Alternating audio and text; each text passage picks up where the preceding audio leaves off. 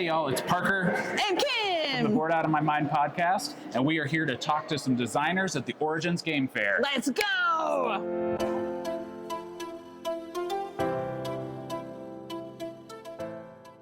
Okay, I'm Brant Brinkerhoff. I'm the creator of Oros.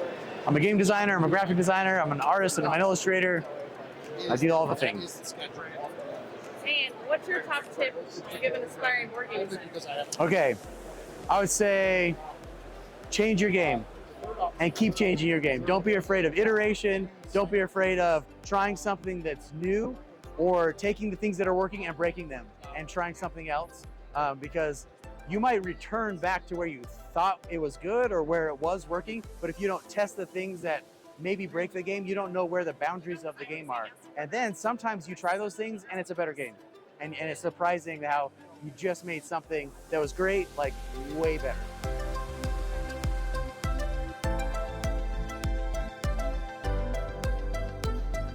Hey everybody, I'm with David Abelson, designer of one of my favorite games, Gartenbau, published by 25th Century Games. What advice would you give a new designer, aspiring designer? That is a great question. That's all we ask here. I would, that's true, that's a good point. You know what, I would say play a lot of games. The tendency is to say, all right, well, I played a couple of games, so I'm really, really smart now, and I can design my own game. But really, the more games you play, the greater your body of work as a designer, and you'll be able to develop faster that way. Any that you would recommend? Gartenbau? And Gartenbau? Totally. Yeah, definitely. Yeah. Any game that makes you think. Nice.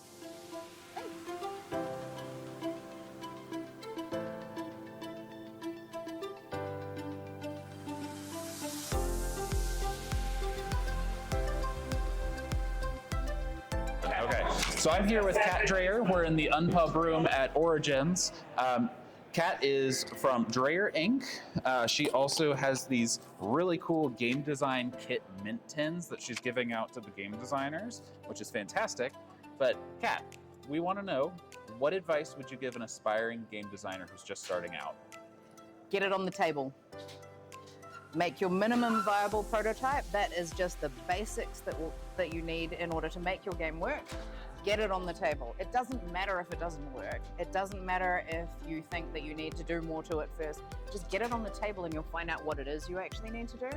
And until you get it on the table, you won't know what that is. So do the thing. Fantastic. And what if it's ugly? Is that okay? I mean, of course, everyone's baby is ugly. Perfect. Yeah. Perfect. I'm Ellie, the designer of Wall Breakers, Advent of the Kade, and I am here with Parker, who is going to ask me a question. What is the question, Parker? So I'm here with Ellie Amir, creator of World Breakers, and we just want to know, what is your biggest tip for aspiring game designers? My advice is to simplify. Okay. And whatever it is you design, it's probably too big, it's probably too complicated. Okay. Just chop it up into little pieces and throw most of them away, and just keep the part which is most interesting and most fun for your players. That's fair. So finding the fun.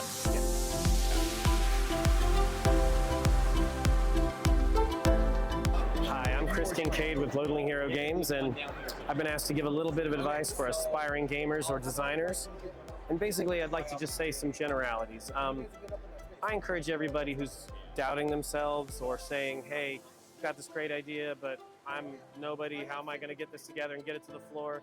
4 years ago, we were in the free play area with a board game made by UPS store, playing it with people. Here we are 4 years later. We run games all the time in the social deduction game. We got a working website. We've got 2 titles under our belt now.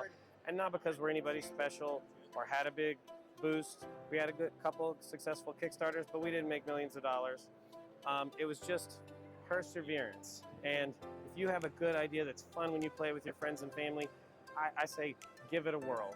If you need to approach a publisher, great, you'll get it out there in the world. If you want to self-publish, a little bit rockier, but basically don't give up. Just keep doing it because there's a lot of fun games out there, and this community is very kind, it's very inclusive, and it's the place to be, it's the industry to be in if you have a great idea that's fun.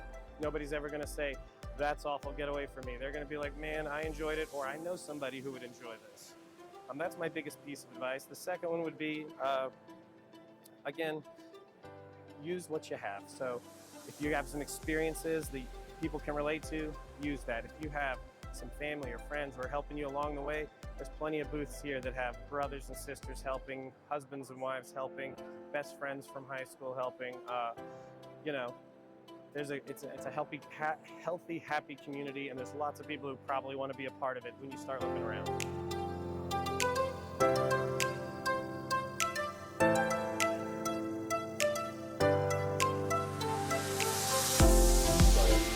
So I'm here with Peter C. Hayward of Jelly Bean Games.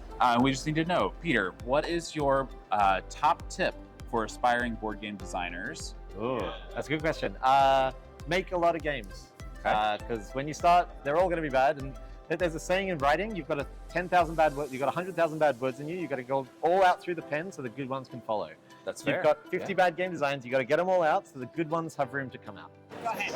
Hi, I'm Amy. I'm from Pink Tiger Games, and I think the best advice is to always follow your heart, make the games you want to play, and just have fun. But you know, follow your heart, do what's in your gut. Well, that was some fantastic advice. Tons of helpful things. So thanks everybody who took time to give us some advice and some tips. We hope that you learned something.